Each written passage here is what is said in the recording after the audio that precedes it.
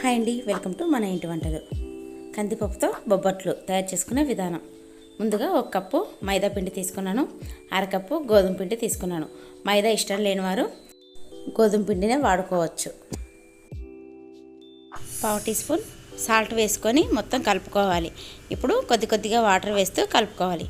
చపాతీ పిండి కన్నా సాఫ్ట్గా మెత్తగా ఉండాలి. ఇక్కడ గోధుమ పిండి ఒకటే వాడడం వల్ల బొబ్బట్టు అనేది సాగదు ఎక్కువగా, అదే మైదా కూడా వేయడం వలన సాగుతుంది. పైన పొర అనేది చాలా పలచగా వస్తుంది కాబట్టి టేస్ట్ అనేది ఎక్కువగా ఉంటుంది. పిండి ఈ విధంగా బాగా కలుపుకున్న తర్వాత 1 స్పూన్ ఆయిల్ వేసి బాగా కలుపుకోవాలి.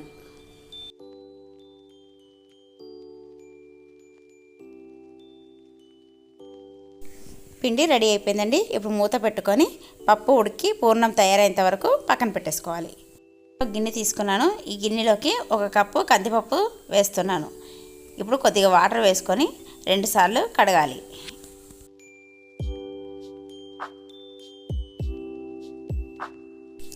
కందిపప్పు కడగడం అయిపోయిందండి.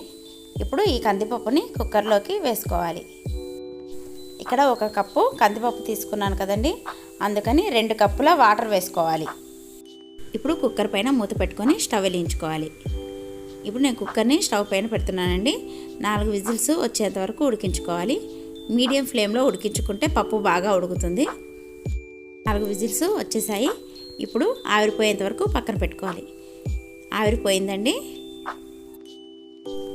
పప్పు గిద్దెతో కానీ పప్పు గరిటెతో కానీ ఈ విధంగా కలుపుకోవాలి.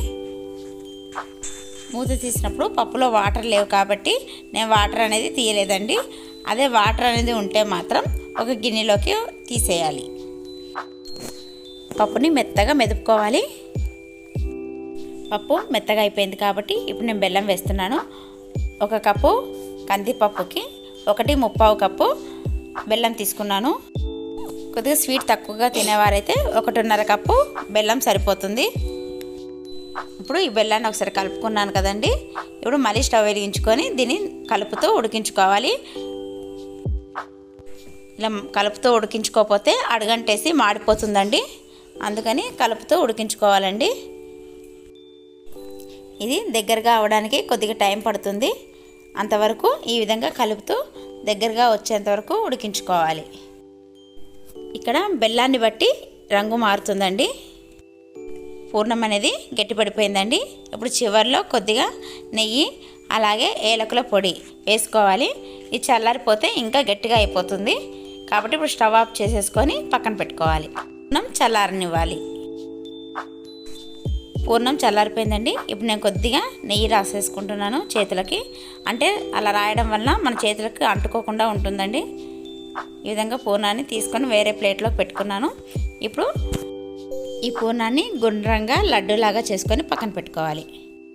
ముందుగా కలిపి పక్కన పెట్టుకున్న ఈ పిండిని తీసుకొని మొత్తం ఒకసారి కలుపుకోవాలి. ఈ పిండి చాలా బాగా నానిపోయిందండి.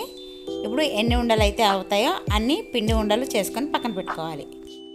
ఇప్పుడు ఆయిల్ కవర్ కానీ లేదంటే ఇలాంటి కవర్ అయినా సరే, అప్పటికి కవర్ వాడకూడదు అనుకుంటే అరిటాకులైనా సరే తీసుకొని ఈ విధంగా నెయ్యి కానీ లేదా ఆయిల్ కానీ వేసి స్ప్రెడ్ చేసుకోవాలి.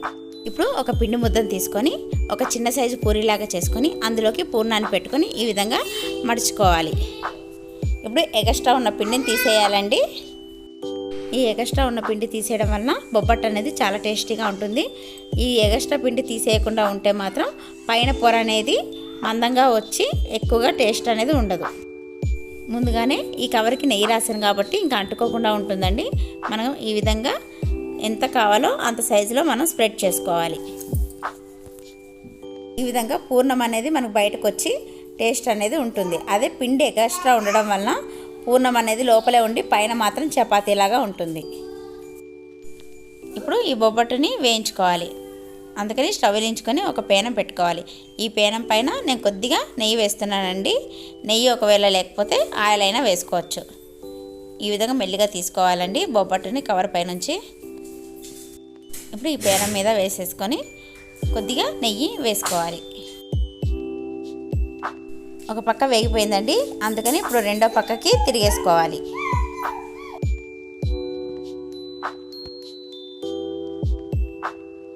బొబ్బట్టు అనేది వేగిపోయిందండి. ఇప్పుడు దీన్ని పక్కన పెట్టేసుకోవాలి. ఇలాగే అన్నీ చేసుకొని నేను ఈ విధంగా పక్కన పెట్టుకున్నాను.